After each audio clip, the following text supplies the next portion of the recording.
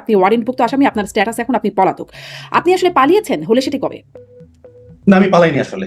ধন্যবাদ। প্রথমে আপনাকে বলে নিই যে আমি আসলে আপনার প্রোগ্রামে এসেছি। I am really honoured two B here. So প্রথম প্রশ্ন যেটা আপনি শুরু করলেন, আমি আসলে পালাইনি। আমি দেশের বাইরে এসেছি 2022 তে, 2022-এ। সো একটা পরিস্থিতির প্রেক্ষাপটে আমাকে দেশের বাইরে আসতে হয় তখন।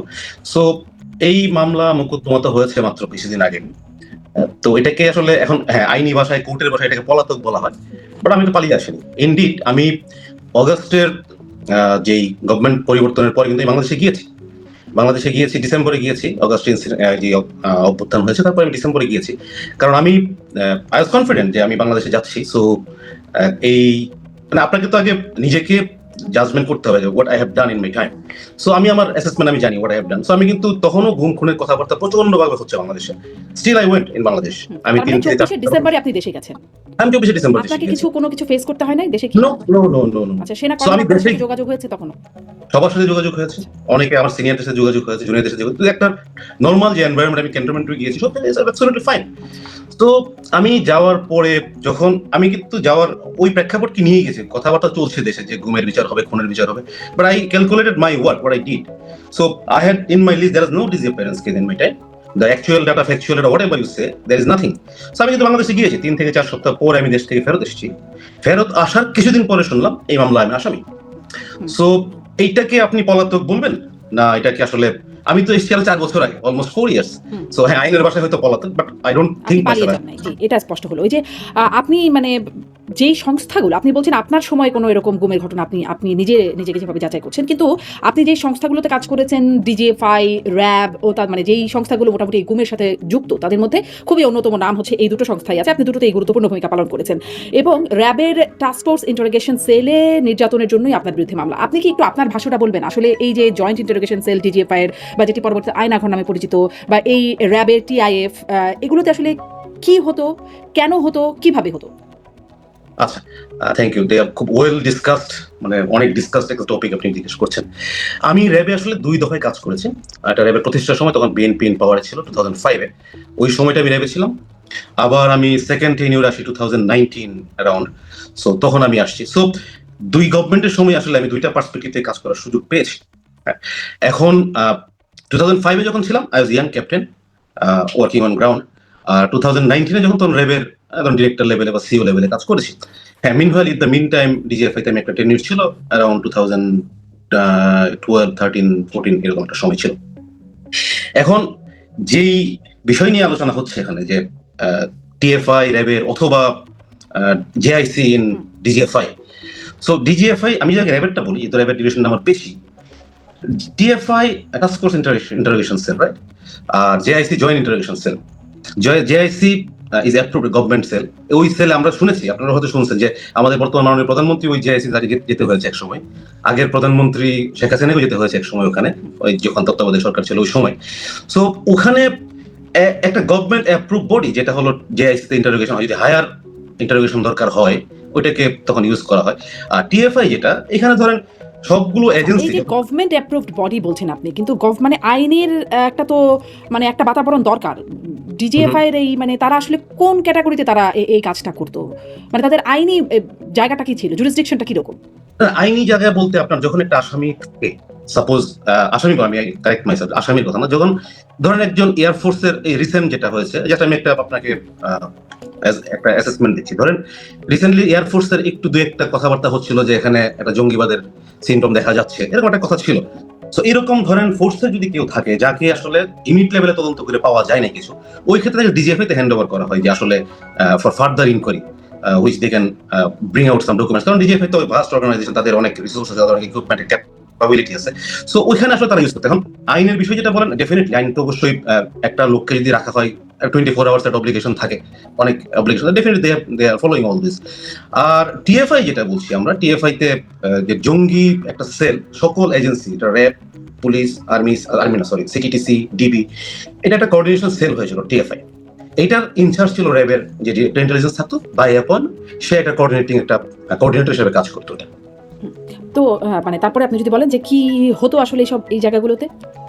এটা আসলে একটা, আপনি যদি এখন আপনি যে এরকম, আমরা অনেক রকম গল্প শুনে থাকি, বাইরে একরকম গল্প, ভিতরে একরকম। আপনি যেরকম গল্প শুনেছেন, মিডিয়ার মাধ্যমে শুনেছেন, অনেক সিনেমা দেখেছেন, টিভি দেখেছেন, সিনেমা বলতে অনেক ফিল্ম বানিয়েছে, অনেক কিছু করেছে এটা। আপনি এটাকে ওয়ান সাইডেড স্টোরি হিসেবে দেখেছেন, এক side of the one side of the coin. But other side of the coin যেটা আছে এখানে, আমি যদি যাই ওখানে একটা ইন্টেলিজেন্স ডিরেক্টর হিসাবে ওখানে, অথবা টিএফআই যে অফিসাররা কাজ করে, যেটা বোনাফাইড, যেটা বানানো হয়েছে যে জন্য যে আপনার যদি কোনো ইন্টারোগেশনের প্রয়োজন হয়, সো ইন্টারোগেশন বলতে পুলিশের হাজতে ইন্টারোগেশন আছে, আপনি যদি ডিবি অফিসে যান ওখানে ইন্টারোগেশন, সব জায়গায় interrogation is a world wide process, interview interrogation. So একটা স্ট্যান্ডার্ড ইন্টারোগেশন যেরকম এরকমই হতো। স্ট্যান্ডার্ড ইন্টারোগেশন বলছেন আপনি, কিন্তু এই যে গুমের বিষয়টা আপনাদের যে বিরুদ্ধে যে অভিযোগ, সেটা কি? আপনি বলছেন যে বানানো গল্প হতে আছে এক সাইডের স্টোরির একটা সাইড, কিন্তু ধরেন এটা যেমন দেশের ভিতরে বিভিন্ন মানবাধিকার সংস্থা বলছে, বিদেশে মানে জাতিসংঘ থেকে শুরু করে হিউম্যান রাইটস ওয়াচ তারা বলছে, এবং সুনির্দিষ্ট সংখ্যা বলছে 2022 সালেই জাতিসংঘ হিসাব বলছে গুমের শিকার 76 জনের একটা তালিকাও তারা দিয়েছিল। 21 সালের আগস্টে হিউম্যান রাইটস ওয়াচ তারা 86 জনের তালিকা, আবার পরবর্তীতে গুম সংক্রান্ত তদন্ত কমিশন হয়েছে 330 জনের মতো দেখছিলাম, যাদের মানে খোঁজ তারা দিচ্ছে, পরবর্তী পাওয়া গেছে। মানে সবাই তো বলছে, আবার দেশি বিদেশি সাংবাদিকরা ওই বিষয়টা তুলে এনেছেন, কি রকম হয় সেটা চিত্র আমরা পরবর্তীতে কমিশনে দেখছিও। মানে কিছুই হতো না এইসব জায়গায়। না, এখন গুমের বিষয়টা আপনি আমাকে বলেন। আচ্ছা, প্রথমে একটু বলে নিই, যারা আসলেই গুম হয়েছে, সাপোজ ইলিয়াস আলী সাহেব গুম, উনি আসেন নাই ফেরত। So I have all the, আমি সহানুভূতিশীল ওনার পরিবারের প্রতি সহমর্মী। আমি চাই যে যারা আসলেই গুম হয়েছে, এরকম যদি গুম হয়ে থাকে, যারা that has to be found out, কারা আসলে গুমের পিছনে জড়িত ছিল, কাদের আদেশে হয়েছে, কেন হয়েছে, কবে হয়েছে, that has to be found out and proper justification জুরিসডিকশনের মাধ্যমে, the proper judgement has to be serve. এটাতে কোনো প্রকার আমার স্ট্যান্ড পয়েন্ট ইজ ক্লিয়ার এখানে।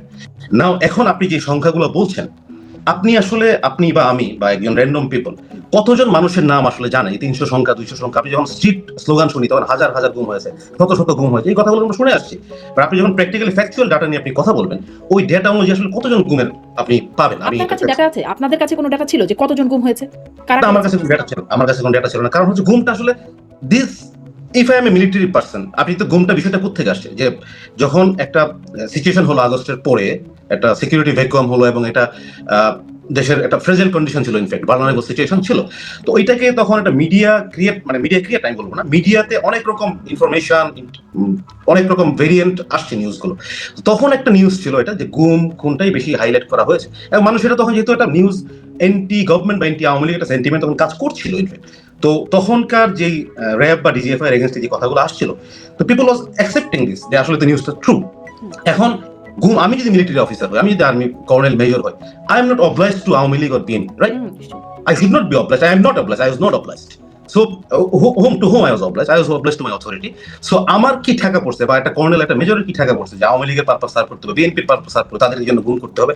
I don't know, I have not done any গুম। সো আমি শিওর, আমি যদি ফার্দার আপনাকে কানেক্ট করি, এখন যে অফিসারগুলো, যেটা আপনি বললেন যে 15 জন অফিসারের মামলা হয়েছে, আমি যেরকম আসছি দেশ থেকে, আসার পরে আমাকে, I was bold enough to go in my country, আমি আসছি দেশ থেকে, ফেরত আসছি এখানে। আসার পরে যখন আমাকে জানানো হলো মামলা হয়েছে, গুম কমিশন থেকে আমি চিঠি পেয়েছি, আমাকে আর্মি হেডকোয়ার্টার থেকে জানানো হলো, আর্মি হেডকোয়ার্টার থেকে বললো যে আমাকে মিসেস নাবিলা ইদ্রিস আমার সাথে কথা বলতে চান গুম কমিশন থেকে।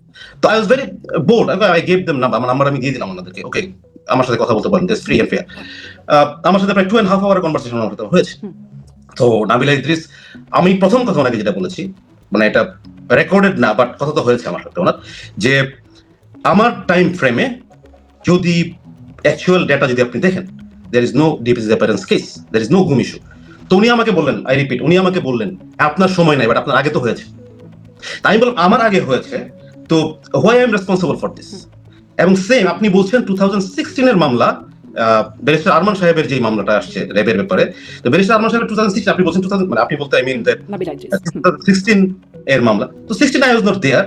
16 আপনি বের করেন হু ডিড দ্যাট, কার অর্ডারে হয়েছে, কে করেছে, বের করেন, find out who was the DG, so make him accountable.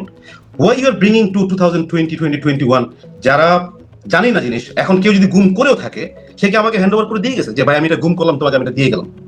Does it work like this?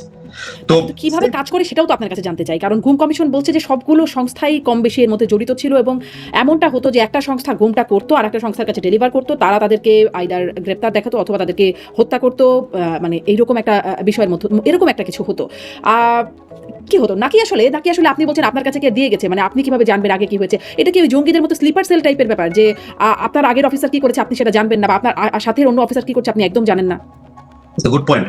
দেখেন, আমি ডিজিএফআই তেও কাজ করেছি, র্যাবেও কাজ করেছি। ডিজিএফআই এর সাপোজ অনেকগুলো ব্যুরো আছে, অনেকগুলো ডিটাচমেন্ট আছে। র্যাবেও সেম অনেকগুলো উইং আছে, অনেকগুলো ব্যাটালিয়ন আছে। ডিজিএফআই তে আমার ফ্রেন্ড আমার পাশের ডেস্ক কি কাজ করছে I don't know, I have no scope to know, I had no scope, absolutely no.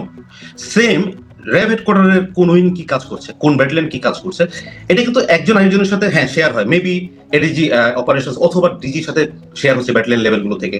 But আমি আরেকজনের কাজ সে কি করছে, he is not oblige to inform me. Same DGFI তে যখন কাজ করেছি বা কাজ করছে অফিসাররা, ইজ নট দ্যাট যে আপনার একজন আরেকজনটা জানবে, একজন এবং জানবে না, এটাই স্বাভাবিক, জানাটা তো প্রশ্নই আসে না। সো এখন আপনি কিন্তু এরকম যেই গুম হচ্ছে, ধরেন ব্যারিস্টার আরমান বলি বা ব্রিগেডিয়ার আমান আজমি, এইরকম ব্যক্তিরা যখন, মানে এরা তো গুরুত্বপূর্ণ ব্যক্তি, চেনা জানা মানুষজন, তাদেরকে বা আরো গুরুত্বপূর্ণ ব্যক্তিরা, ইলিয়াস আলী আপনি বলছিলেন, তখন তো মানে আলোচিত সাধারণ মানুষের মধ্যেও যদি টুকটাক কথা হতে পারে, আপনারা ভেতরের মানুষ, আপনার সহকর্মী কি কাজ করছে পুরোটা না জানলেও আপনারা তো জানবেন যে এরকম ঘটনা ঘটছে, নাকি একদমই মানে কিছুই না জানা থাকে? আমি যখন এই যে আয়নাগরের কথা আপনি বললেন একটু আগে, হু নেম দিস আয়নাগর? আমি ডিজিএফআই 3 বছর চাকরি করেছি, আমি তো কখনো আয়নাগরের নাম শুনিনি। তাসনিম খলিল, আমি- তাসনিম খলিল একটা ইন্টারভিউ শুনছিলাম, তিনি বলছিলেন প্রথমে এটার নাম ছিল ব্ল্যাক হোল, পরে আপনারা মানে আপনাদের মধ্য থেকে, মানে ডিজিএফ এর মধ্য থেকেই নাম হয়েছে। আচ্ছা, তো আমি এই যে আয়নাগরের কথা যে পরে মিডিয়াতে আসছে বা ওয়েল সার্কুলেট করা হয়েছে যে এটার নাম আয়নাগর, সো এটা তো ধরেন এখন র্যাব হেডকোয়ার্টারে যে জেআইসি, সরি ডিজিএফআই হেডকোয়ার্টারে যে জেআইসি আছে, যে উইং এটা যে পুরো মেনটেন করে, আর একটা অফিসার যে ধরেন অন্য রংপুরে আছে, রাজেন্দ্রপুরে আছে, তার তো জানার 0% স্কোপও নাই what is going on here, কোনো স্কোপ নাই এখানে, এটা অ্যাবসলিউটলি ইয়ে। আর এই আয়নাগরের নামকরণ কিভাবে হয়েছে, কারা করেছে, আমরা জানি জিআইসি, সাডেনলি শুনলাম এর নাম আয়নাগর হয়ে গেল। সো এটা আসলে কোন ইন্টেনশন থেকে হলো, কারা করেছে, কি পারপাস সার্ভ করেছে নাম থেকে, এটা আসলে যথেষ্ট আমার কাছে কোশ্চেন মার্ক থেকেই যায় আসলে, why it should be named this. আর আপনি ব্রিগেডিয়ার আজমির কথা যেটা বললেন বা ব্রিগেডিয়ার আরমানের কথা যেটা বললেন, তারা গুম হয়েছিল কি হয়েছিল না, দিজ আর বিয়ন্ড মাই পারভিউ, কারণ ওই সময় আমি ছিলাম না রেবে বা ডিজিএফআই তে, হোয়াট হ্যাপেন্ড এট দ্যাট, এটার জন্য আমি আসলে I cannot answer you in that straight way আসলে। আপনি কি মানে অ্যান্সার করতে পারছেন না এটা? আপনি ওই যে আবারও সেই একই প্রশ্ন হয়তো আপনার কাছে আবারও একই রকম শোনাবে, আপনি একদমই জানেন না, নাকি আপনাকেও গোপন রাখার কোনো জায়গা ছিল বলে আপনি আসলে বলছেন না? মানে এটা বিশ্বাস করা কঠিন যে আপনারা একদমই কিছু জানেন না, ওই সময় এত কিছু শুনেনও নাই আপনারা বিষয়টা। ব্রিগেডিয়ার, আপনি যে যদি আমি স্পেসিফিক আপনি যদি নাম বলছেন, আমি এই জন্য বারবার নামগুলো আসছে এইগুলো, আমি তখন ওনাদের যে সময় টাইম ফ্রেমটার কথা হচ্ছে, যেমন আমার ব্যারিস্টার আরমানের মামলাটা 2016, I was in army at that time, আমি স্টাফ কোর্স করেছি, করে একটা ইউনিটে চলে গেছি পোস্টে। So how do I know that barrister Arman নিখোঁজ হয়েছে? আমি জানি না। আমি তারপরে যখন আপনি র্যাবে আসলেন, আচ্ছা, আমি যখন শেষ করি এটা, আমি যখন আপনি যেরকম ভাবে জানলেন, একটা র্যান্ডম পার্সন যেভাবে, আমি শুনেছি ব্যারিস্টার আরমান নাই, সো এটা আমি ধরেন কুমিল্লা ক্যান্টনমেন্ট, যশোর ক্যান্টনমেন্ট আমি বসে আছি, যেরকম পেপার পত্রিকাতে I have heard that. Same way brigadier Azmi সাহেব যখন হয়েছেন, same I was in army, so I had no clue. আমি যতটুকু জানি, আপনি যতটুকু জানেন, ঠিক আমি সেম জানতাম। এখন র্যাবে আসার পর আপনি যেটা শুনলেন, র্যাবে আসার পরে আপনি যে ব্যারিস্টার আরমানের কথা বলছেন, আমি কারণ ব্রিগেডিয়ার আজমি সাহেব ছিলেন ডিজিএফআই, যেটা মামলাটা যেই জন্য হয়েছে ডিজিএফআই অফিসারদের এগেইনস্টে, আরমানকে বলা হচ্ছে, ব্যারিস্টার আরমানকে বলা হচ্ছে যে উনি র্যাবে ছিলেন, এইভাবেই তো অভিযোগটা হয়েছে, আমি যতদূর জানি আর কি মামলা।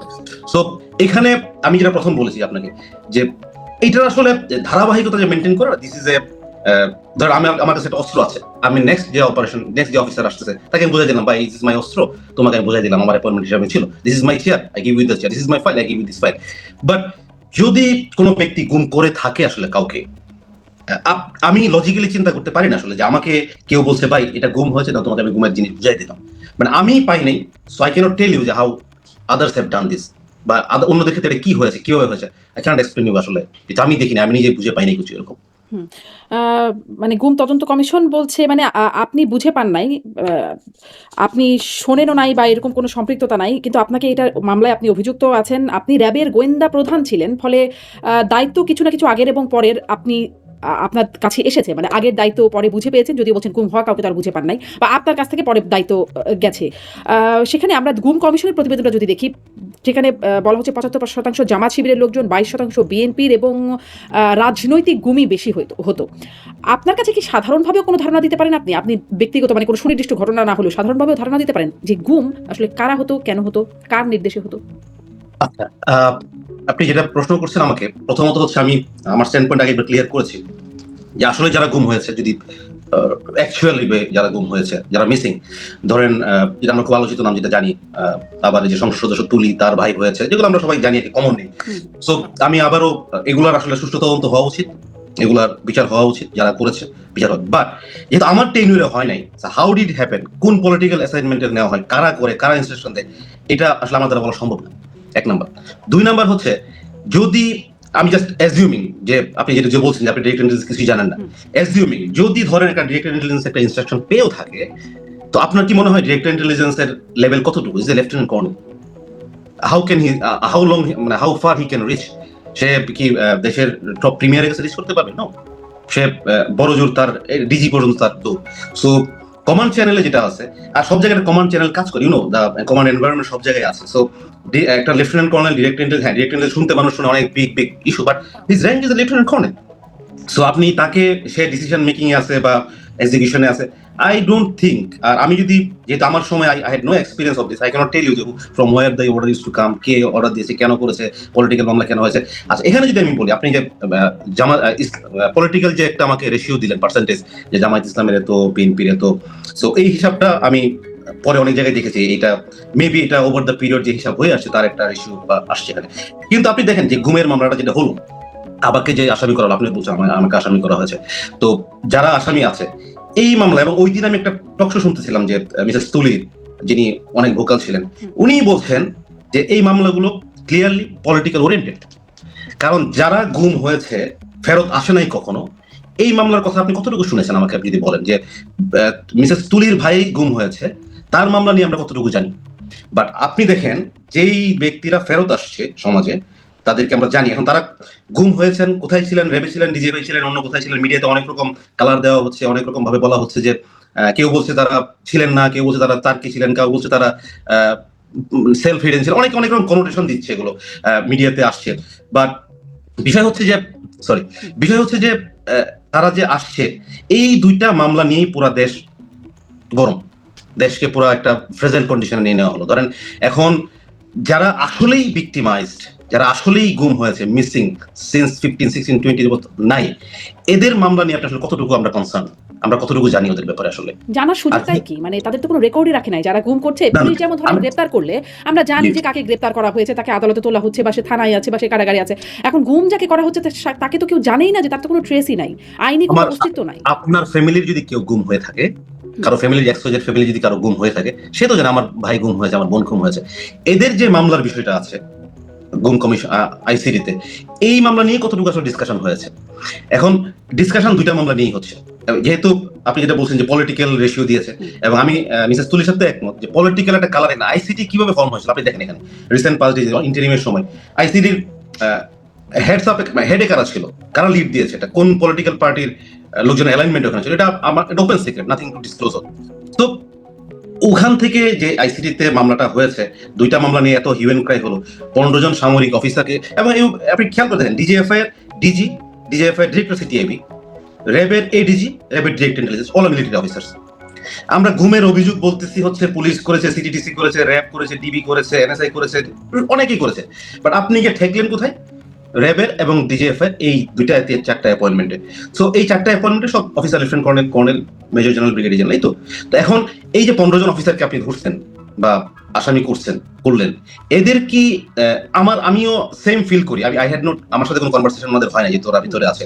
সো 2016 পর থেকে তাদের ধরছেন, তো তাদের স্ট্যান্ডিং শুট আমি মনে হয় একই হবে, কারণ এই লোক তো দেখি নাই ওয়ার ওয়াজ ব্যারিস্টার আরমান, ওয়ার ওয়াজ হি। আমি যেহেতু দেখে নিচ্ছি, দেখার কোনো স্কোপ আছে ছিল না, আমি জানি না। যারা ফেলো, মানে যারা আপনাদের সাথে মানে চাকরি করেছেন, আপনাদের সহকর্মী, সেনাবাহিনী, তারাও বলছেন না সহায়তা করার কথা। মানে তারা তো কেউ সেনাবাহিনীর পক্ষ থেকে বলছেন না যে এই ঘটনাগুলো ঘটে নাই, এরকম তো কোনো বার্তা তাদের কাছ থেকে আসে নাই। মানে সেনাবাহিনী একটা বাহিনীর ভিতরে কেউই কিছু জানে না, কিন্তু এই মানুষগুলো গুম হলো, এটা তো একটা অবাস্তব ব্যাপার। এবং তারা এখন সহায়তা করবার কথা বলছে, অস্বীকার করছে না কেউ। র্যাবের পক্ষ থেকেও এখন বলা হচ্ছে যে আমরা ভবিষ্যতে আর কখনো গুম বা খুনের কাজে জড়িত হব না, মানে অতীতে হয়েছে, আমরা ভবিষ্যতে আর হব না।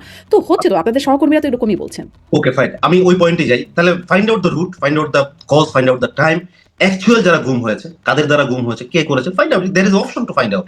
আপনি ফাইন্ড আউট করে ওদের পানিশমেন্ট দেন, বাট আপনি গণহারে বাই অ্যাপয়েন্টমেন্ট ধরে টপ টু বটম সকল র্যাঙ্কের লোকজনকে পানিশমেন্ট দিবেন, এটা আসলে জাস্টিসের আওতায় পড়ে কিনা আই এম নট শিওর। আচ্ছা, আরেকটা বিষয় হচ্ছে, ধরেন আপনি তো পদে থেকে বলেন আপনি কিছুই জানেন না, তাহলে তো মানে খুঁজে বের করাও কঠিন, তাই না? যে তাই না, খুঁজে বের করা কঠিন না? আমি জানি না বলতে, আমি বলছি না যে দেশ থেকে গুম হয় নাই।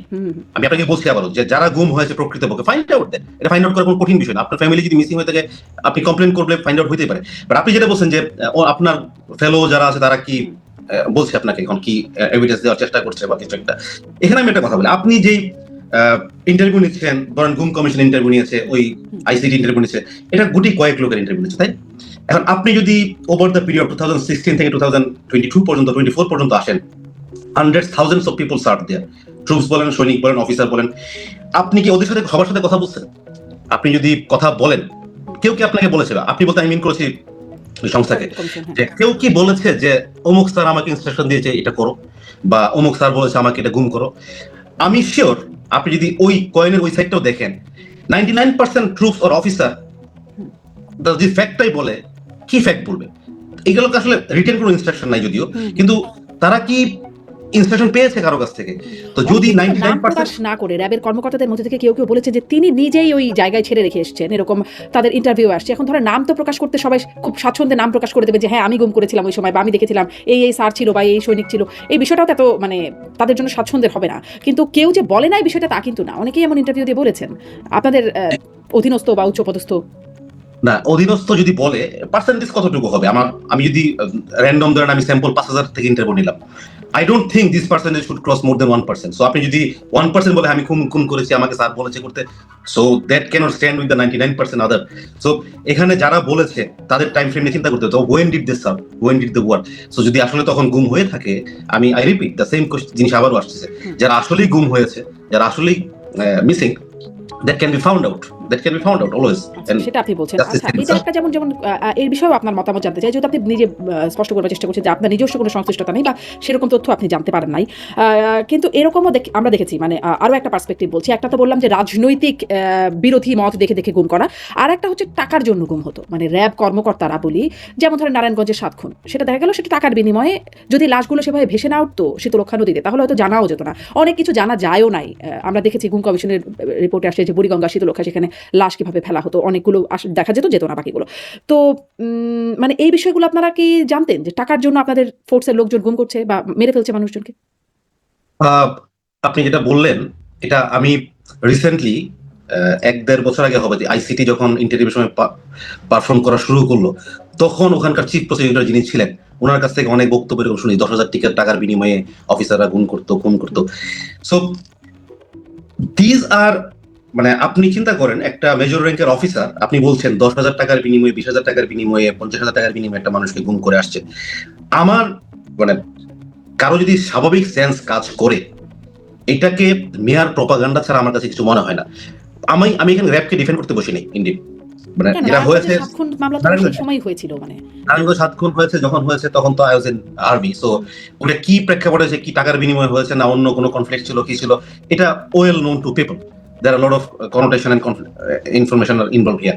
So হ্যাঁ, sometimes আপনি টাকার বিনিময়ে অ্যাবসলিউটলি আপনি আমাকে টাকা দিবেন একজন মানুষকে গুম করে ফেলবো, I can't take this point really, কারণ এটা I cannot conceive this idea যে এরকম টাকার বিনিময়ে হতে পারে। পলিটিক্যাল মাইট বি, দুই একটা হয়েছে, দুই একটা বলতে অনেকগুলো হয়তো হয়েছে যারা আপনারা বলছেন যে অ্যাকচুয়ালি ফেরত আসেনি, বাট টাকার বিনিময়ে 10,000 টাকার বিনিময়ে, 15,000 টাকার বিনিময়ে, 50,000 টাকার বিনিময়ে, I can't conceive this idea. কেন হবে না? ধরেন পলিটিক্যাল কারণে যেই ব্যক্তি গুম করতে পারেন, খুনও করতে পারেন, যথাযথ আইনি প্রক্রিয়া না মেনেই, তাহলে টাকার বিনিময় করতে তাহলে এত সমস্যা কি হবে? এটা তাহলে আপনাকে ওই সময় ফেরত যেতে হবে। আসলে এটার প্রশ্নের উত্তর আপনি যেটা বলছেন, ইউর রাইট, যে সাইকোলজিক্যাল, যে একবার খুন করতে পারে, গুম করতে পারে, he can continue further, but এটার পলিটিক্যাল ইন্টারেস্টে খুন করতে পারলে নিজের ইন্টারেস্টে পারবে না কেন? মানে তার হাতে অস্ত্র আছে, তাকে গোপন করার জায়গাও আছে, ফলে কেন পারবে না? না, পলিটিক্যাল ইন্টারেস্টে আপনি যেটা বলছেন, স্টেট ওয়ে পলিটিক্যাল ইন্টারেস্ট, আমি আসলে এইভাবে বলতে রাজি না। এটা যদি আপনি পুরো ফোর্সকে আপনি এইভাবে একটা ফোর্স র্যাব কে আপনি এই ক্যারেক্টারাইজড বা এটা আপনি সিম্বলাইজ করতে পারেন। নিশ্চয়ই র্যাবে অনেক কর্মকর্তা কর্মচারী আছে, কিন্তু কেউ থাকতে পারে, this exception is always there. So এটা আসলে আপনি এক্সেপশনকে আমরা জেনারেলাইজ না করি, এক্সেপশনকে আপনারা ফাইন্ড আউট করেন, who did this, when did this, find out and then take এই যে 25 জন, মাত্র 25 জন সেনাবাহিনী র্যাবে বহু কর্মকর্তা, মানে সৈনিক থেকে শুরু করে একদম মেজর জেনারেল পর্যন্ত কর্মকর্তারা আছেন। তো মানে নাম তো আসছে মাত্র অল্প কয়জনের, গুটি কয়েক। না, 25 জন তো আপনি যদি টাইম ফ্রেমে চিন্তা করেন, একজন যখন অ্যাপয়েন্টমেন্টে যায়, হি সার্ভস ফর 2-3-4 ইয়ার্স। সো সংখ্যাটা তো কম। যদি 1 বছর করে হতো তাহলে 100 হয়ে যেত। যদি 1 বছর করে চাকরি করতো একজন ডিরেক্টর ইন্টেলিজেন্স বা একজন ডিজিডিজিএফ, একজন ডিজি ডাইরেক্টর সিটিআই অথবা ডিজি অপারেশনস, 1 বছর করে চাকরি করলে তো আপনার 2016 থেকে 25 পর্যন্ত সংখ্যা হয়ে যেত 100-150।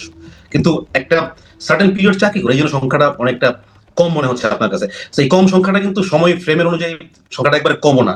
কিন্তু যেটা আপনারা যারা এই আপনি বলতে আই ডোন্ট, মানে আপনাকেই বলছি না, যারা এটাকে চিন্তা করছে যে এই লোকগুলাই পারপাস সার্ভ করেছে, এই লোকগুলাই এই কাজে যারা জড়িত, এটা আসলে strongly oppose on that.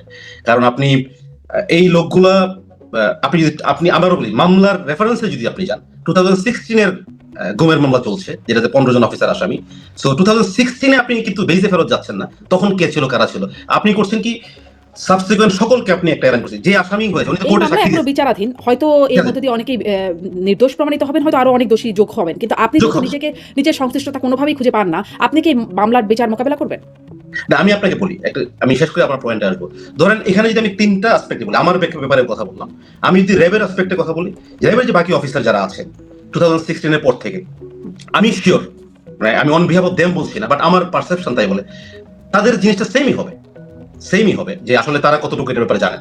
DGFI same, director CTIB আসলে উনি কতটুকু ডিসিশন মেকিং সবার করতে কি করে পারবেন। সেম হবে? কেউ না কেউ তো ছিল না এত। না, আমি র্যান্ডম, আমি এতে বলছি না যে আমি আমার জাস্ট একটা অ্যাজাম্পশন আমি বলছি। এখন আমি মামলা ফেস করবো কিনা, এখন আপনি দেখেন আমাকে যখন আপনি মামলাটা দিয়েছেন, whereas I was there in Bangladesh at that time, বাংলাদেশে আমি ঘুরে আসছি, এখানে এসে গুম কমিশন নাবিল ইদ্রিসের সাথে আমি সব প্রণোদিত হয়ে কথা বলেছি, আপনার সাথে আমি এটা নিয়ে কথা বলছি। সো নোবডি কেম আউট যে এটা আমি আমার তাহলে হাইড এন্ড সিকে থাকার কথা, why I am not hiding. আমি সোশ্যাল মিডিয়াতে আমি কথাবার্তা বলি। সো এখন এই মামলাকে ফেস করতে হলে আপনি যেই মামলা স্টার্ট হয়েছে ইন্টারিমের সময়, যেই ফ্রেমওয়ার্ক দিয়ে স্টার্ট হয়েছে, এইটার কতটুকু আসলে প্রপার জাস্টিস সার্ভ করবে, ইট হ্যাজ টু বি, আমাদের এটা দেখতে হবে, সময় অপেক্ষা করতে হবে। বাট আমি হোপফুল ইন এ সেন্স, যেহেতু প্রেজেন্ট এই গভর্নমেন্ট টেক ওভার করেছে, যেমন এই মামলাগুলো যা ধরেন খুব ইজিলি আর্মি একটি কিন্তু মামলার বিচারগুলো হতে পারতো, বাট তখন যেই ফ্রেজাইল কন্ডিশন ছিল দেশে, এইটাকে আর্মি অ্যাক্টে না দিয়ে আলটিমেটলি এখানে পাঠানো হয়েছে। তো আমি হোপফুল, কেন আমি বলছি যে this government will look into this in a proper way, যাতে প্রপার জাস্টিস সার্ভ হয়। হ্যাঁ, আপনি মুখোমুখি হবেন?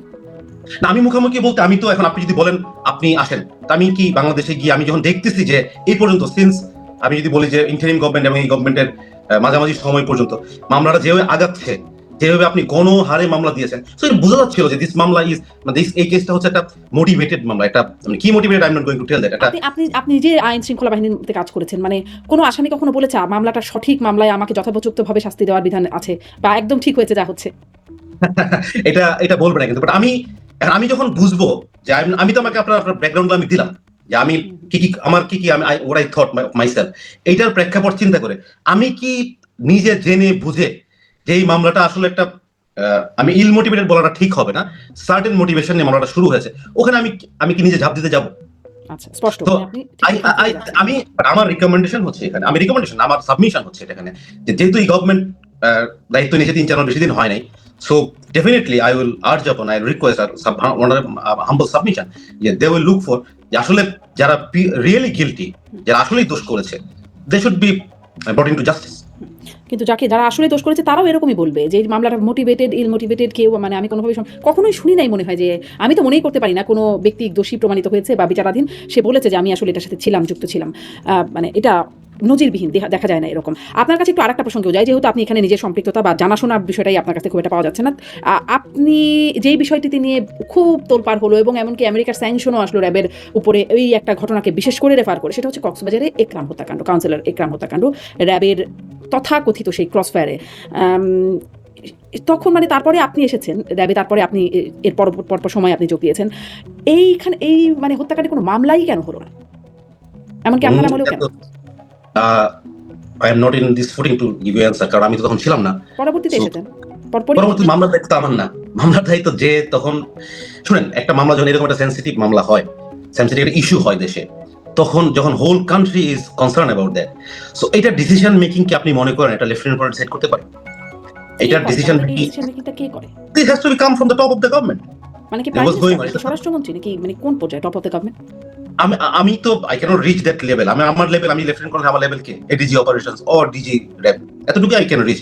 নাও ডিজি কার কাছ থেকে ইনস্ট্রাকশন পায়, DG can say that better, DG কার কাছ থেকে ইনস্ট্রাকশন পেয়ে এসে আদিষ্ট হয়ে কাজ করেন, এটা কি নিউজ। এখন কেন মামলা হয় নাই, পলিসি, গভর্নমেন্ট পলিসি কি ছিল, র্যাবের পলিসি কি ছিল, এটা আসলে আপনাকে পলিসি লেভেলে কথা বলতে হবে। I am not a policy maker in. মানে কি আপনাদেরকে যেই কাজ করতে বলা হয় আপনারা শুধু সেটুকুই করতে পারেন আইন অনুযায়ী? মানে আসামি হয়েছে একটা, মানে অভিযোগ আছে, সেখানে মামলা করার চেষ্টা করছেন, সেগুলো আপনারা নিতে পারেন না? আপনাদের শুধুমাত্র যেরকম নির্দেশ দেওয়া হয় উপরিমহল থেকে, সেরকমটাই আপনারা করেছেন? Not necessarily. এটা হচ্ছে ধরেন দুইটা জিনিস, একটা হচ্ছে আপনি যখন একটা পোস্টিং যাচ্ছেন র্যাবে বা ডিজিএফআই তে, হোয়াটএভার, একটা কমন এনভায়রনমেন্ট থাকে সব জায়গায় কাজের, রাইট?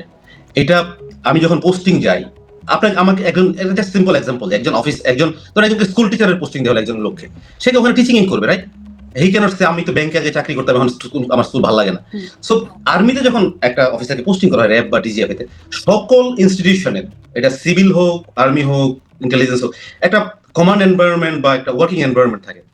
সো আপনি ওখানে যে আপনাকে অ্যাডাপ্ট করতে হবে ইনডিড। এখন অ্যাডাপ্ট বলতে আপনি তো ওখানে গিয়ে হ্যাঁ আপনি এই লেভেলে লেফটেন্যান্ট কর্নেল, মেজর, এই লেভেলে আসলে আপনার চেঞ্জ করার মানে আপনি সব চেঞ্জ করে দিবেন, রুলস রেগুলেশনস আইন কানুন, হার্ডলি এনি স্কোপ যে এই র্যাঙ্কগুলোতে আসলে, কারণ এই র্যাঙ্কগুলো এই যে এই হত্যাকাণ্ড, একটা হত্যাকাণ্ড যেহেতু খুব আলোচিত ছিল, এইটাই কারা করলো, কারা ছিল র্যাবের অফিসাররা যুক্ত এখানে, কার নির্দেশে হলো? আপনি বললেন এগুলো তো টপের নির্দেশে হয়, মানে সেটা নির্দেশ না হয় নাই জানেন, কিন্তু আপনাদের সহকর্মীদের মধ্যে কারা ছিল এই ঘটনার সাথে যুক্ত, সেই বিষয়গুলো তো নিশ্চয়ই আপনারা জেনেছেন। না, সেই বিষয়গুলো তো আসলে এটা তো ফলো আপ ইনভেস্টিগেশন বা ইন্টারোগেশন ওই সময় হয়। ধরেন তখন যারা র্যাবে ছিল, তখন যারা ডিজিএফআই তে ছিল, তখন যারা ইন্টেলিজেন্স অর্গানাইজেশন যারা তদন্ত করতো, আমি শিওর তারা ফাইন্ড আউট করেছে। বাট এগুলো আসলে যে কোনো বিচার তো হয় নাই, মামলাই হয় নাই এটা নিয়ে। তো এটা আসলে is bet I am not in the footing, আমি যেটা বললাম আপনাকে কমেন্ট করতে বলেছি কেন মামলা হয় না তখন, কারণ আমি তখন র্যাবেও ছিলাম না, ডিজিএফআই তো ছিলাম না, I cannot comment on this আসলে।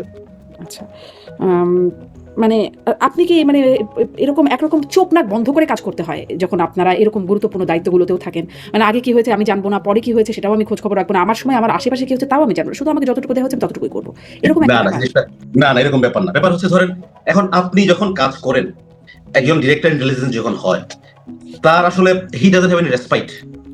24 আওয়ার্স এর মধ্যে ধরেন আলটিমেটলি 20-22 ঘন্টা কাজ করতে হয়, এবং এমনকি এটা গো 3 ডেজ 4 ডেজ কাজ করতে হয়।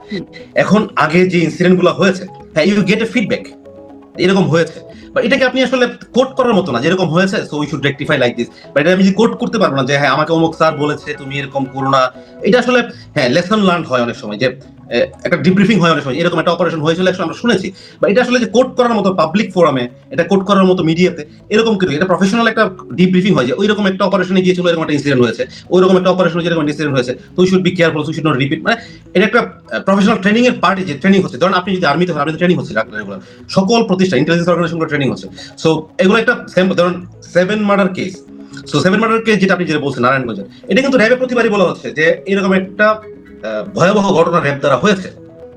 র্যাব ডিনাই আমাদের সময়, আমাদের কিন্তু আমাদের যখন টেক ওভার দায়িত্ব নিই, র্যাবের ডিজি এডি যারা আমাকে বলেছে এরকম একটা ইনসিডেন্ট কিন্তু হয়েছে, যেটাতে র্যাবের নাম, শুধু র্যাব না পুরো দেশের ইমেজ এটাতে ডিফেমড হয়েছে।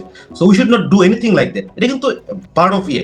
এখন আচ্ছা, এরকম কি কোনো প্রশিক্ষণ থাকতো, মানে এতভাবে কিভাবে লাশটা গোপন করতে হয়, এরকম কি কোনো জায়গা থেকে কোনো প্রশিক্ষণের জায়গা ছিল র্যাব বা গোয়েন্দা সংস্থাগুলোর মধ্যে? কারণ এই যে ধরেন র্যাবের 7 খুনের কথা বললেন, যদি ভেসে না উঠতো আমরা হয়তো জানতামও না এরকম হত্যাকাণ্ডে র্যাব আসলে সংশ্লিষ্ট। তো এভাবে কিভাবে লাশ গোপন করতে হয়, কোথাও থেকে কি কোনো প্রশিক্ষণের জায়গা ছিল, এরকম জানতেন? ইন্টারেস্টিং, ওয়ার্ল্ডের কোথাও আপনি জানেন, আমি জানা নাই আমার যে ওয়ার্ল্ডের কোথাও লাশ কিভাবে গুম করা হয়, কিভাবে গোপন করা হয়, এরকম কোনো ট্রেনিং সেন্টার আছে কিনা, আই হ্যাভ নো ক্লু। আর র্যাবে দিস ইজ উইয়ার থিঙ্কিং আসলে, যে এটা মিডিয়াতে অনেক রকম আসে, অনেকে এটাকে এক্সপোজ মানে অনেকে অনেক কিছু বলার চেষ্টা করে, বাট বাট যদি আমি আবার সে আগের পয়েন্টে যেতে হবে, যারা প্র্যাকটিক্যালি যারা আসলে কেউ যদি গুম হয়েছে, কেউ যদি গুম করেছে, they could tell you better যে আসলে তারা কিভাবে করেছে। তারা তো আসলে বলবে না, যারা কেউই বলে নাই যে আমি গুম করেছি, আজ পর্যন্ত কেউ বলে নাই। অনেকে বলেছেন আমি গুম হয়েছি, কিন্তু আমি গুম করেছি বা আমি জানি এরকম এখনো পর্যন্ত কেউ কারো কাছ থেকে শুনি নাই। there is ways and option তো আছে, আপনার যদি প্রপার ইনভেস্টিগেশন প্রপার মানে সেটা নিশ্চয়ই আইন শৃঙ্খলা বাহিনী করবে। আপনাদের সাথে কথা বলে জানবার চেষ্টা করছি, কিন্তু আপনারাও আসলে কিছুই জানেন না, ফলে খুব বেশি জানবার সুযোগ নাই। এখন ধরেন আপনি বলছিলেন যে আপনি আসলে এই মুহূর্তে বিচারের মুখোমুখি হবার কথা ভাবতে পারেন না। না, ভাবতে পারি না কথাটা ঠিক না, ভাবতে পারি না কথাটা বলিনি। ভাবতে পারি না বলতে আপনাকে যে এই মুহূর্তে আমি যদি আমি না আইনের চোখে আমি পলাতক, আমি আপনাকে এক্সপ্লেন করেছি আই ওয়াজ নট পলাতক, আমি পলাতক। সো আমি সুষ্ঠু যদি বিচারের যে মোটিভ ছিল, এটা যদি হতো যে যেটা হওয়ার কথা এক্সপেক্টেড, এটা আর্মি একটা বিচার হওয়া শুরু হওয়ার কথা ছিল, মানে as per army rules and regulation যা বলে আর্মি অফিসারদের ক্ষেত্রে। হ্যাঁ, যদি কেউ দোষী সাব্যস্ত দেন তাকে সিভিল কোর্টে বা প্রেরণ করবে। সিভিলিয়ানদের হত্যাকাণ্ড, সেটা তো সিভিলিয়ান কোর্টে হতো। সিভিলিয়ান কোর্টে ইট ইজ প্রমাণ হতে হয় না, তো নট প্রুভেন।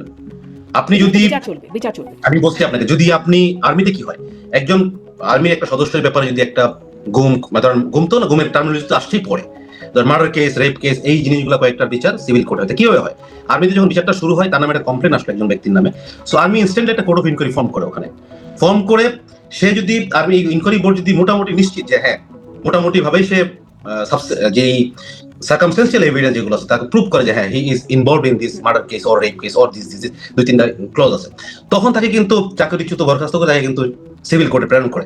সো আপনি এই ক্ষেত্রে তো এটার ব্যত্যয় হওয়ার কারণটা এটা ওয়েল না, ধরুন যে ব্যক্তি খুনের শিকার হয়েছে বা ধর্ষণের শিকার হয়েছে, সে যদি মামলা করে, সে কি আর্মি মানে ওই কোর্টে গিয়ে করবে নাকি সিভিলিয়ান কোর্টে গিয়ে করবে? এটা একটা তাকে কমপ্লেন করবে, কারণ সিভিল কোর্ট থেকে এই মামলাটা আর্মিকে জানানো হলো যে তোমার সদস্যের ব্যাপারে এই মামলাটা হয়েছে। আর্মি কিন্তু ইনস্ট্যান্টলি কোর্টে পাঠায় না, তাকে একটা কুইক একটা কোর্ট অফ ইনকোয়ারি করে।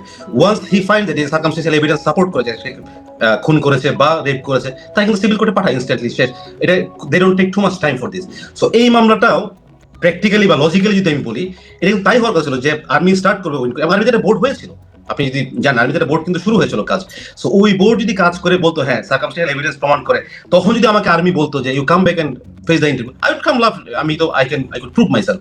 সো এখন যেখানে আমি প্রুভ যদি করতে না পারি, মানে আমি উল্টা আমি ভিকটিম হয়ে যাব, তো ওয়াই শুড আই বি ভিকটিমাইজ? এখন ধরেন এইরকম ভাবে দুবাইতে র্যাবের সাবেক মহাপরিচালক এবং পরবর্তী পুলিশ প্রধান হয়েছেন বেনজির আহমেদ, তিনি ইন্টারপোলের তৎপরতায় দুবাই পুলিশের দ্বারা গ্রেপ্তার হয়েছেন, মানে এরকম করে শঙ্কা করেন যে আসলে এরকম কিছু হতে পারে?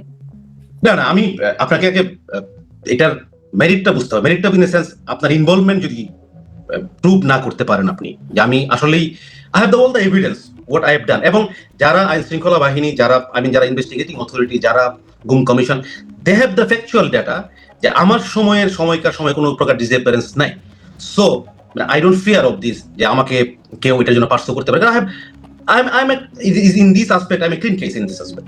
মানে আপনি মনে করছেন, কিন্তু যারা তদন্ত করছে তারা যে মনে করছে তার নিশ্চয়তা কি? তারাও মনে করবে, কারণ they have the factual data যে আমার সময় যদি না হয়ে থাকে, তো they have to understand this, এটা আসলে তারা মনে করবে। জঙ্গি দমনে আর একটু এই প্রসঙ্গে যাই এবার। জঙ্গি দমনে র্যাবের খুব গুরুত্বপূর্ণ ভূমিকা ছিল, তৎপরতা ছিল, আমরা জানতাম সেটা। এবং সেই সাথে সাথে আবার একটা বিষয় যেটা আসলে পরবর্তীতে 5 আগস্টের পরবর্তীতে একটা ফোন আলাপ, তৎকালীন প্রধানমন্ত্রী এবং হাসানুল হক ইনু সাহেবের একটা ফোন আলাপ হয়েছে যে জঙ্গি কার্ড খেলে দেবো, মানে জঙ্গি দমন যেমন একটা বিষয় আপনারা ছিলেন, আবার জঙ্গি কার্ডও খেলা হতো।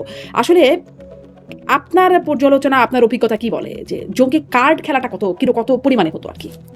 আচ্ছা, জঙ্গি নিয়ে আমি একটু যদি বলি, আমি ধরেন যখন ফার্স্ট টাইম র্যাবে ছিলাম 2005, that was the peak time of জঙ্গি, জেএমবির যেই সময়টা ছিল, তখন আমার কিছু এক্সপিরিয়েন্স আছে জঙ্গি সরাসরি ডিল করার। এবং শাহেক আব্দুর রহমানকে তখন সিলেট ব্যাটালিয়ন থেকে ধরা হয়েছিল, I used to work in Sylhet battalion. আমার তাকে শোনার এক্সপিরিয়েন্স হয়েছিল, আমার কমান্ডিং অফিসার তাকে কথা বলছিলেন, I was listening to him. So এটা একটা এক্সপিরিয়েন্স আমার জন্য ডেফিনেটলি। আমি পরবর্তীতে বহু সুইসাইডাল স্কোয়াডের বোমবার সহ এদের সাথে আমার কথাবার্তা হয়েছে, ইন্টারভিউশন ইনভেস্টিগেশনে আমার কথাবার্তা হয়েছে, এটা হলো এক। আর পরবর্তীতে যখন আমি আসলাম র্যাবে 2019-20, সো দুইটা গভর্নমেন্টের সময় দুইটা অ্যাঙ্গেল থেকে আমাকে জঙ্গি অপারেশনের বিষয়টা I have that experience. এটা একটা, having said that, এটার সাথে সাথে আবার যদি আমি বলি আপনাকে যে RAB was the prime role ছিল, ডিজিএফআই ও ছিল, এনএসআই ও ছিল, সবাই ছিল, সিটিটিসি ছিল, সবাই ছিল। সো এটা কিন্তু জঙ্গি যে দমনের যে কন্টেন্ট করতে পারে, জঙ্গি আপনি আসলে it is ideology, you cannot destroy in a whole, right? তো এটাকে কন্টেন্ট করা হলো ইম্পর্টেন্ট, কন্ট্রোল করা হলো ইম্পর্টেন্ট। সার্টেন লেভেল পর্যন্ত কিন্তু জঙ্গি কন্ট্রোল র্যাব বা সকল আইন শৃঙ্খলা মিলে কিন্তু করেছে। এখন জঙ্গি কার্ডে যাওয়ার আগে আমি একটা কথা বলি আপনাকে, জঙ্গি যেটাকে আসলে অনেকে একটা কান্ট্রি, মুসলিম যে উইক কান্ট্রিগুলো আছে, উইক শাসনের, দুর্বল শাসনের মুসলিম কান্ট্রি যেগুলো আছে, ওখানে কিন্তু এই জঙ্গি নিয়ে বেশি নড়াচড়া হয়। আপনি মিডল ইস্টে খুব এটা দেখবেন না এগুলো নিয়ে কথাবার্তা, কারণ আমাদের দেশে যখন জঙ্গি নিয়ে কথাবার্তা হয়, দেশটাকে ভালনারেবল করা যায়, তখন কিন্তু কোনো না কোনো দেশ, আমি যে দেশের নাম নাও বলি, পশ্চিমা দেশের একটা এন্টি, যেটাকে বলে, যেটা হলো অ্যান্টি টেরোরিজম যে একটা কার্ড আছে, ওইটা আমি উল্টা দিকে বলি, অ্যান্টি টেরোরিজম কার্ড প্লে করা তাদের সুযোগটা বেড়ে যায় এখানে। তো এইখানে যে র্যাব এবং ডিজিএফআই তাদের কন্টেন্ট করেছে, ওই ক্ষেত্রে অনেক স্কোপ ছিল তাদের জন্য, এবং তারা কিন্তু বিভিন্ন সময়ে র্যাব এবং ডিজিএফআই তে অ্যাপ্রোচ করেছে, they can interfere or intervene or they can cooperate in many aspect. তো র্যাব বা ডিজিএফআই তখন কিন্তু তারা রিপ্লাই করেছে যে we can well control in our country, the internal affair, let us control this. So এই কারণে কিন্তু আমি যেটা মনে করি, এবং এটা ওয়েল নোটেড, যে অনেকেই জানে যে র্যাব বা ডিজিএফআই এর উপরে অনেক সময় ওই ইন্টেলিজেন্স, বাইরের ইন্টেলিজেন্স বা বাইরের এগুলোর একটু মনে হয় ডিসস্যাটিসফ্যাকশন কাজ করেছিল। এটা হলো এক সাইড। দুই হলো আপনি যেটা বলছেন যে জঙ্গি কার্ড, তৎকালীন প্রাইম মিনিস্টার হাসানুল হক ইনু, এই জঙ্গি কার্ডের বিষয়টা আসলে ওই তৎকালীন প্রাইম মিনিস্টারই বলতে পারবে জঙ্গি কার্ড দিয়ে উনি কি মিন করেছেন। বাট আপনি যদি জঙ্গি জিনিসটাকে স্বীকার না করেন যে জঙ্গি টেরোরিজম বাংলাদেশে ছিল না, তাহলে এত এত যে ইনসিডেন্ট ধরে সেই রমনা বট মূল থেকে ছিল তো বটেই আমরা বড় বড় ঘটনা দেখেছি, কিন্তু প্রশ্ন হচ্ছে যে জঙ্গি কার্ড মানে ছিল, এটা যেমন বাস্তবতা, আবার যাকে তাকে জঙ্গি নামে তাদেরকে ক্রস ফায়ার করে ফেলা যেত বা তাদেরকে ধরে এনে প্রতিহিংসা বা রাজনৈতিক কোনো উদ্দেশ্য থাকলে সেগুলো বাস্তবায়ন করা যেত, জঙ্গি নাম দিয়ে দিলে সেটাকে আসলে জঙ্গি কার্ড বলে বলা হচ্ছে বলে বোঝা যায়। তো সেরকমটা কেমন হতো বা কতটা হতো তার সে বিষয়ে আপনার জানাশোনা কি? এখানে আমি একটু বলি আপনাকে, একটা জঙ্গি যখন আমরা যাকে জঙ্গি বলছি তার কয়েকটা লেভেল অফ ফেজ আছে, ঠিক আছে? ধরেন সে প্রথম তো একটা ছেলে জঙ্গি হয়ে যায় না, একটা মেয়ে জঙ্গি হয়ে যায় না। Maybe he starts with the first phase is sympathizer, যদি আমরা বলি theoretically বলি sympathizer, then he is a supporter, then he is an activist, then he is a leader, এরকম ফেজ বাই ফেজ আছে। এখন অনেক সময় র্যাব বা ডিজিএফআই বা ইন্টেলিজেন্স অর্গানাইজেশন বা পুলিশ সিটিটিসি যারাই কাজ করেছেন, এখানে অফিসারদের একটা অ্যাসেসমেন্টের বিষয় থাকে। ধরেন অনেক সময় হয় কি, আমি যখন ধরেন র্যাব সিরাজগঞ্জে আমি কাজ করেছি, সিরাজগঞ্জ র্যাবে ছিলাম আমি।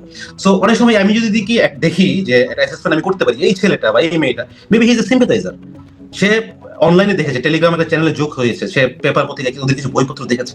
সো ওকে যদি আমি একটা প্রপার মোটিভেশন দিই, আমি আই ক্যান স্টিল রিমেম্বার কাজীপুরে একটা ছেলে ছিল এরকম, সে আমার অফিসে নিয়ে আসছে, স্যার জঙ্গি, অনেক কিছু পেয়েছে বই খাতা। আমি তাকে অনেক কথাবার্তা বলে ইনভেস্টিগেশন আমি দেখলাম আসলে সে জাস্ট একটা 11-এ পড়তো, মানে ইন্টারমিডিয়েট একটা ছেলে পড়তো।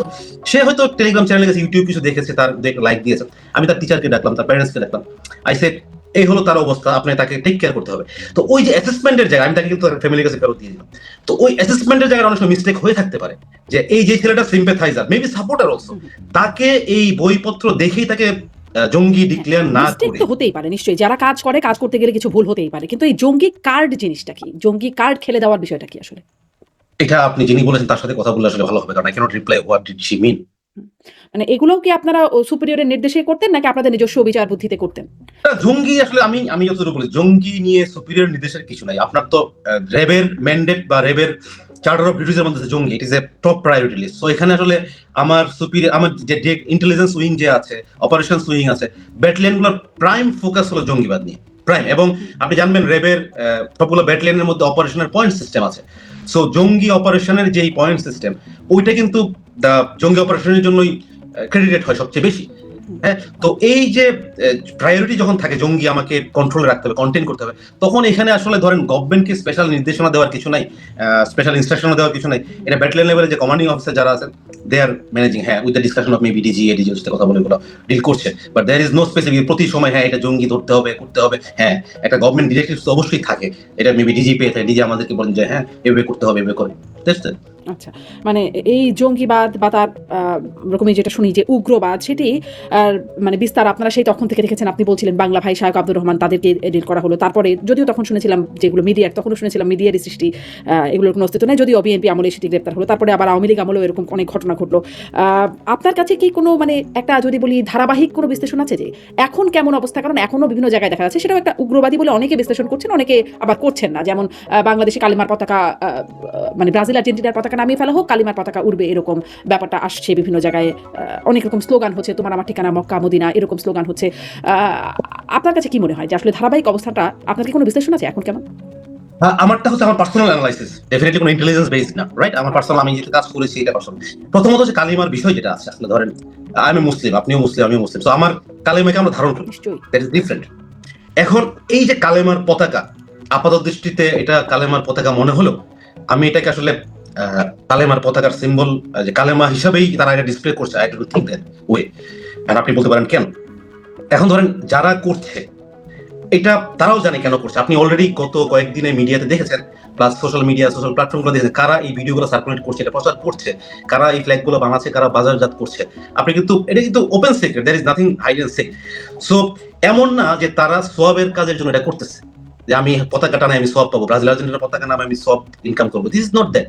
এটা হচ্ছে, এবং তারা নোয়িংফুলি ওয়েল দিস পতাকা যে কালো সাদা, হোয়াইট ওভার ব্ল্যাক অথবা ব্ল্যাক ওভার হোয়াইট, যে ফ্ল্যাগগুলো বিভিন্ন ইন্টারন্যাশনাল টেরোরিস্ট অর্গানাইজেশনকে ডিপিক্ট করে, এটা তারাও জানে। আর আপনাদের যে আমি একটা কথা বলি, লাস্ট আওয়ামী লীগ গভর্নমেন্টের সময় ধরেন ইসলামিক যেসব দল আছে আমাদের, হেফাজতে ইসলাম বলেন, ইসলামী শাসনতন্ত্র আন্দোলন বলেন, এবং জামায়াত ইসলাম বলেন, হান্ড্রেডস অফ বিক্ষোভ করছে, মিছিল করেছে, মিটিং করেছে, স্লোগান, লট অফ আন্দোলন করেছে, তাই না? কোথাও কি দেখেছেন তারা এই কালেমার পতাকা ইউজ করেছেন? They have never used, কারণ তারা জানে this is already earmarked internationally, যে দিস ইজ নট দ্য, এটা আসলে একটা মেবি আল কায়দা, মেবি আইএসএস, মেবি আঞ্চলিক কোনো জঙ্গি গোষ্ঠীর একটা সিম্বল এটা কেই করে। সো তারা কিন্তু কখনো ইউজ করে নাই। এখন যারা ইউজ করতেছে, দিস ইজ ডেফিনেটলি ইন্টেনশনাল। এবং এটার পিছনে যে আমি আবার যদি বলি, দেশকে যদি আপনি একটা ভালনারেবিলিটির দিকে আপনি নিতে চান, একটা ফ্রেজাইল কন্ডিশনে নিতে চান, কারা সবচেয়ে বেনিফিটেড হয়, কারা বেশি এটা থেকে গেইন করে, এটা আসলে খুব বেশি ইন্টেলেকচুয়াল হওয়ার দরকার নেই। এটা আপনি ওপেন চিন্তা করলে বুঝতে পারেন। আর ওভার দ্য পিরিয়ড যেই জঙ্গিবাদ ছিল, এটা আমাদেরকে আসলে we have to call spade right, যে জঙ্গিবাদ আছে। এখন আপনি বলছেন যে তখনও যে বাংলা ভাষায় বলা হয়েছিল না, এগুলো মিডিয়ার তৈরি। আলটিমেটলি কিন্তু at the end of the day BNP সরকারের সময় কিন্তু এটা কন্ট্রোল হয়েছে, এটাকে অ্যারেস্ট করা হয়েছে। সো মেবি তখন এটাকে বলা হয়েছে, বাট আফটারওয়ার্ডস কিন্তু এটা পানিশমেন্ট আওতায় এসছে। সো ওই ধারাবাহিকতা কিন্তু এই পর্যন্ত আসছে। এখন যেই 5ই আগস্টের আন্দোলনের পরে একটা আপনার ধরেন সিকিউরিটি ভ্যাকুয়াম কিন্তু দেশে ক্রিয়েট হয়েছে। আপনাকে এটা হয়েছিল ইন্টারিম গভর্নমেন্টের সময়, এবং ওই সময়টা আপনি দেখবেন সকল জঙ্গিবাদের সাথে যারা জড়িত ছিল এবং কি কনভিক্টেড আসামি সহ বের হয়ে গেছে, শত শত অস্ত্র কিন্তু লুট হয়েছে। সো এবং আরো ইন্টারেস্টিংলি বলি, এই যে জঙ্গি যারা আমরা বলছি কনভিক্টেড জঙ্গিরাও কিন্তু এখন গিয়ে এই যে আইসিটি দিকে সাক্ষ্য দিচ্ছে এই অফিসারদের বিরুদ্ধে যে তারাও মিসিং ছিল। সো এটা আলাদা কথায় চলে গেলাম, বাট তারপরেও সো এই যে ওভারঅল গেমাট, আপনাকে সবগুলো আসলে ডটগুলো কানেক্ট করতে হবে। তো এখন আপনাদের যারা সহকর্মী আছেন, বাহিনীগুলোর ভূমিকা যদি আমি বলি, আপনার কাছে কেমন মনে হচ্ছে যে তারাও তো এই পরিস্থিতি আরো বেশি করে বিশ্লেষণ করছেন বা ফেস করছেন, আপনার কাছে কি মনে হয় তাদের ভূমিকা কেমন? নাকি তারাও আসলে নির্দেশনা পাচ্ছেন না বলে করছেন না, বা পাচ্ছেন বলে করছেন, এরকম কিছু? বর্তমানে যে কন্ট্রোলের ব্যাপারে আপনি যেটা বলছেন, কন্টেন্ট বা কন্ট্রোলের ব্যাপারে, তো এটা আসলে একটা টপ অবজেক্টিভ তো অবশ্যই গভর্নমেন্টের থাকে অলওয়েজ। এটা আমি বললাম ওটাই প্রথমেই বললাম যে হয়তো ডিজিকে কোনো একটা ইনস্ট্রাকশন দিয়ে যেটা ডাউন বিলোটা পাস হতে থাকে। সো প্রথম ধরনের একটা গ্লিমস দেখা গেল, যখন পতাকা লাগাচ্ছে, এই হচ্ছে সেই হচ্ছে, একটা গ্লিমস হয়তো গভর্নমেন্ট ওয়েট এন্ড সি হয়তো করতে পারে, যে let's wait and see was going on. এখন এটাকে যদি আমি যদি বলি যে প্রথমেই আমি ঝাঁপায় পড়লাম, এটার জন্য একটা টাইম ফ্রেম দরকার হয়, ইন্টেলিজেন্স অ্যানালাইসিস দরকার হয়, র্যাব, ডিজিএফআই, একটা কোঅর্ডিনেশন, আসলে সবার একটা ইন্টেলিজেন্স গুলো একটা কালেক্ট বা কোলেকশনের বিষয় আছে। দেন এটাকে আসলে এক্সিকিউশনে যায় সকল ইন্টেলিজেন্স এজেন্সি বা যারা অপারেশন করে তারা। তো এখন হয়তো তারা, আমি যেটা ফিল করি আর কি, মেবি তারা এটাকে যে হয়তো একটু অ্যানালাইসিস করে দেখছে আসলে হোয়াটস গোইং অন। এটার সাথে সাথে আপনি আইডেন্টিফাই করতে চাই যে আপনি যদি বর্তমান প্রেক্ষাপটে কি দাঁড়িয়েছে আসলে। এখন ধরেন এই যে সিকিউরিটি যে ভ্যাকুয়াম আমি বললাম আপনাকে, এরপরে কিন্তু ধরেন র্যাব, ডিজিএফআই যারাই কাজ করেছে জঙ্গিবাদ নিয়ে, এটা কিন্তু আপনাকে স্বীকার করতে হবে, সবাই স্বীকার করবে যে এরা কিন্তু ওয়েল কন্টেন করতে পেরেছিল, কন্ট্রোল করতে পেরেছিল জঙ্গিবাদ, অ্যাটলিস্ট মানুষ একটা রেসপাইটে ছিল। এই আগস্টের পরে র্যাব, ডিজিএফআই কে কিন্তু নেমিং এবং শেমিং এর নাম দিয়ে ওদের বিলুপ্ত করা হবে, এই করা হবে, সেই করা হবে। আমি যেটা ফিল করি, অনেকাংশেই তাদেরকে তাদের ইনিশিয়েটিভ বলেন, তাদের প্রফেশনাল পারফরমেন্স বলেন, কার্ভ করা হয়েছে।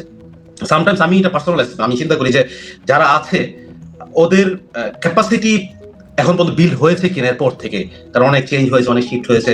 সো এইটাও বিষয় আছে। হোপফুলি তারা কাজ করছে, আমি ডেফিনেটলি যারা ক্যাপাসিটি বিল্ডিং এর কাজটাও করছে, যেটা কথা মানে আসলে ব্যাপারটা কি এরকম যে তারাও আসলে সাহস নিয়ে কাজ করবে কিনা ওই ঘটনাগুলোর পরে, সেটা তাদের মধ্যে একটা শঙ্কা কাজ করবে। আপনার মানে কথা যদি এক্স্যাক্টলি আমি যদি আপনাকে বলি, এখন আপনি আমাকে বলছেন যে আমি মামলার আসামি, এখন আগামী 5 বছর, 10 বছর, 20 বছর, 30 বছর পরে কোন একটা পরিবর্তিত পরিস্থিতিতে ওই অফিসার যে আবার একটা সেই মামলার আসামি হবে না, এটা গ্যারান্টি এখন কে দিবে আপনাকে? সো এই যে একটা ডিলেমা এখন ক্রিয়েট হয়েছে, যে আপনি আসলে এই র্যাব এবং ডিজিএফআই এই অফিসারদের মামলাটার মাধ্যমে ইনফ্যাক্ট আর্মিকে আসলে ডিফেম করার চেষ্টা করা হয়েছিল, আন্ডারমাইন করার চেষ্টা করে। এটার এফেক্টটা কিন্তু পেতে হবে। এটা কিন্তু সকল ডিলেমার মধ্যেও আমরা দেখছি তুরাগে এখনো লাশ ভেসে উঠছে, এবং সেখানে পুলিশ সবাই কিছুই জানে না, সবাই অস্বীকার করছে। এখনো দেখছি যে আসলে মানে হেফাজতে মৃত্যুর ঘটনাগুলো ঘটছে। ফলে আসলে তারা এই সংখ্যাটা সবাই করছে কিনা, নিশ্চয়ই কেউ করছেন। কেউ আমার মনে হয়, আমি যদি যে একজন যাদের সাথে কথা হয়, আমার এক্স কলিগ, জুনিয়র, সিনিয়র, অনেক সময় কথা হয় না। সো দিস ইজ হয়তো কেউ এক্সপ্রেস করবে না জিনিসটা, বাট ইজ নট দ্যাট ইনিশিয়েটিভের বিষয়। আমি যখন সাপোজ আমি যখন ক্যাপ্টেন ছিলাম, একটা বয়স থাকে কাজের, আপনার ক্যাপ্টেন, মেজর, দৌড়াদৌড়ির একটা মানে আমার উইথ অল মাই এফোর্ট, মানে আমি যখন কাজ করতাম, I remember those days. So আমার কাছে মনে হতো যে I have to do everything for the country. এখন এই যে ইনিশিয়েটিভের যে বিষয়টা, এই যে একটা বিষয়, তো এখন স্বাভাবিক আমি 2 স্টেপ সামনে গেলে 1 স্টেপ আমি পিছাবো, যে আমি কি আবার আমার মনে হয় একদম স্পষ্ট মানে আপনার বক্তব্যটা, যে তাদের অবস্থান কি, তারা কোথায় স্বাচ্ছন্দ্যে মানে কত স্বাচ্ছন্দ্যে ঘাটতি তাদের থাকবে কাজে, সেই বিষয়টা মনে হয় স্পষ্ট। আপনি বাহিনীগুলোর কথা শুনছিলাম, আমি একটু সেনাবাহিনীর কথা চাই, যে সেনাবাহিনীতে একটা ব্যাপক রকম ইসলামিকীকরণের একটা বিষয় শোনা যাচ্ছে। সেখানে আসলে ধরেন কদিন ধরে আলোচনা হচ্ছে শিখা অনির্বাণ, সেটা নিভিয়ে ফেলা হয়েছে। অজুহাত হিসেবে বলা হচ্ছে যে মিতব্যয়িতা বা ব্যয় সংকোচন, জ্বালানির খরচ কমানো ইত্যাদি কারণে। আবার দেখা যাচ্ছে 4 খলিফার নামে নতুন ব্যাটালিয়ন করা হয়েছে। আগে যেখানে একটা মোটামুটি ধর্মনিরপেক্ষতার জায়গা একটা ছিল, এখন মোটামুটি ইসলামিকীকরণ। সেটি আসলে ভালো না খারাপ সেই বিশ্লেষণ আমি জানতে চাইছি না। আমি চাইছি আসলে এটি হলো কিভাবে, কবে থেকে, বা কেন? আহ, আমি যদি প্রথম শিখা অনির্বাণটা আগে একটু আপনাকে বলে দিই। আমরা আসলে অফিসিয়ালি যেটা জানি, আপনি যেটা বলছেন আমিও তাই জানি, যেটা বলা হচ্ছে যে গ্যাস মিতব্যয়িতার জন্য আসলে করা হচ্ছে। আমি আগে যেহেতু দেখেছি শিখা অনির্বাণ অনেক মাঝে মধ্যে 2-1 বার বন্ধ করা হয় মেইনটেনেন্সের জন্য, this are routine issues, right? So এটা মে মাস থেকে এটা হয়েছে যেটা দেখলাম। Initially I also thought that এটা আসলে মেইনটেনেন্স ইস্যু, গ্যাস ইস্যু। তো বাট পরে সোশ্যাল মিডিয়াতে আমি যেটা দেখতে পেলাম যে আসলে এটাকে নিয়ে আলোচনা হচ্ছে যে গ্যাস যেটা খরচ হয়, ন্যাশনাল যে খরচ হয় তার সেটা মাইক্রো লেভেলও না। ইভেন যেই আপনার বাসা বাড়িতে বিভিন্ন ফ্যাক্টরিতে যে পরিমাণ গ্যাস অপচয় হয়, ওয়েস্টেজ হয়, তার তুলনাও ফ্র্যাকশনে না।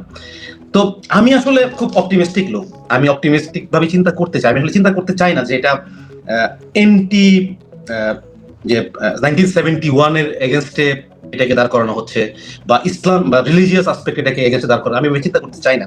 কারণ আমি যদি 97 এর কথা আপনাকে বলি, এই শিখা অনির্বাণ কিন্তু স্থাপন করেছেন বর্তমান সরকারের যে প্রতিষ্ঠাতা প্রেসিডেন্ট জিয়াউর রহমান, উনার সময় এটা হয়েছে। হি ওয়াজ আ ফ্রিডম ফাইটার। তো আমি ওইভাবে যে এই গভর্নমেন্ট থাকাকালীন শিখা অনির্বাণকে 1971 এর এগেইনস্টে দাঁড় করানোর জন্য চেষ্টা করবে, এটা হয়ে যাবে। I don't want to accept this point. তাহলে আপনি কোন পয়েন্ট অ্যাকসেপ্ট করেন? মানে আগের পয়েন্টটাও আপনার অ্যাকসেপ্ট করতে কষ্ট হচ্ছে, যে অপচয় রুখতে এটা হয়েছে, সেটা অবশ্যই আমার কষ্ট। হ্যাঁ, আমি বলছি।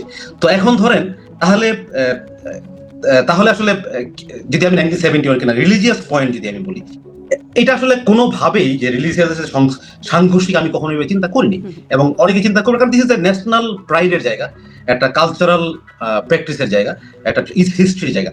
সো এখানে রিলিজিয়াসের কোনো সংঘর্ষের কোনো কারণ নাই। তা আমি আসলে এটা বিশ্বাস করতে চাই না, বাট যদি এটা হয়ে থাকে তাহলে আসলে এটা দুঃখজনক।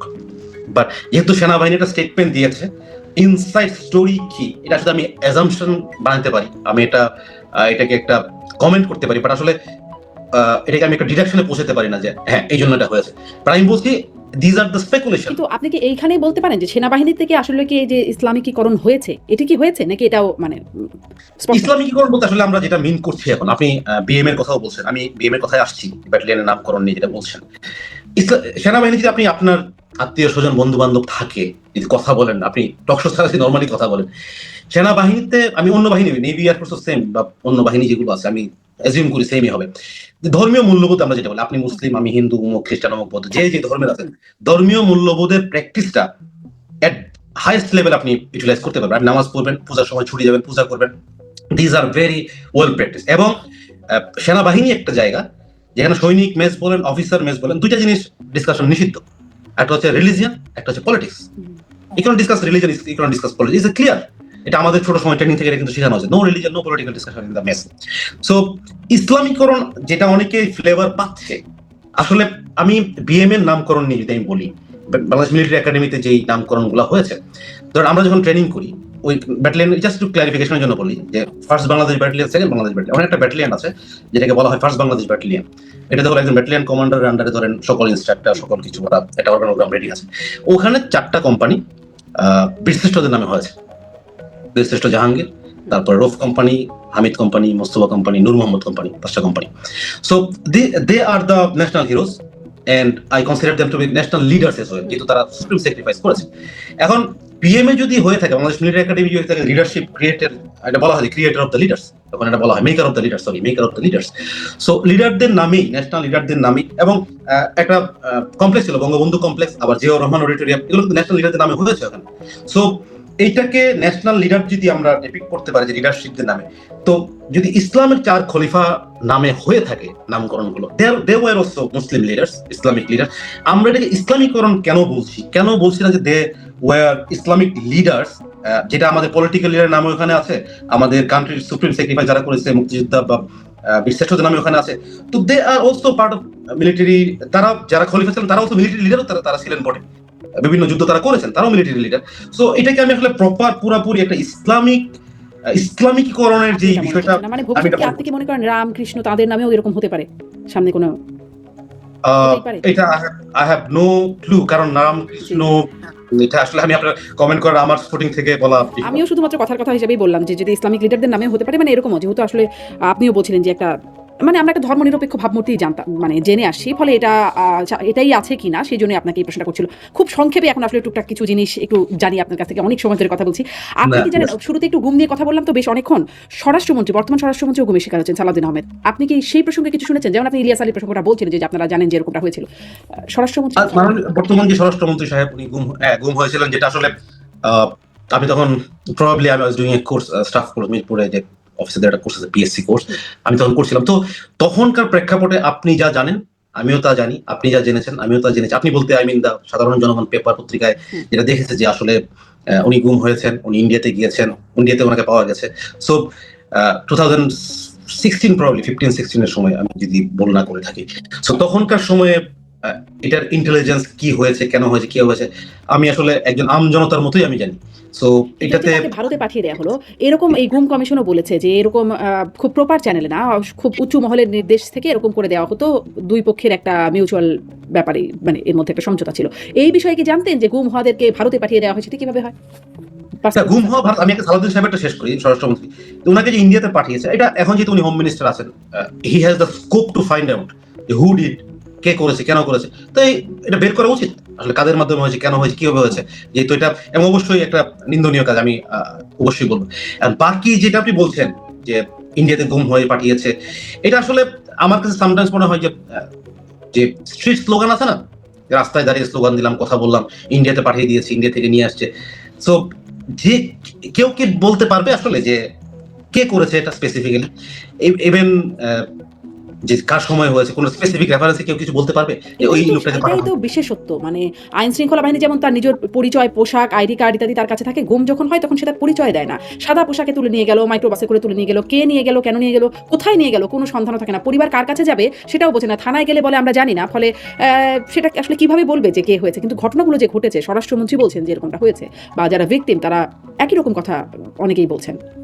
তো এটাতে আমার স্ট্যান্ড পয়েন্ট ইজ ক্লিয়ার যে স্বরাষ্ট্রমন্ত্রী মহোদয় যেহেতু নিজে এফেক্টেড এবং এরকম আরো অনেকে এফেক্টেড, যদি আপনি যে ইন্ডিয়ার কথা বলছেন, ইন্ডিয়াতে পাঠিয়েছে। So this is the time for them and time for him, the স্বরাষ্ট্রমন্ত্রী, to exactly sort it out, কখন হয়েছে, কার দ্বারা হয়েছে, কে করেছে, find it out, bring them to the justice. That's it.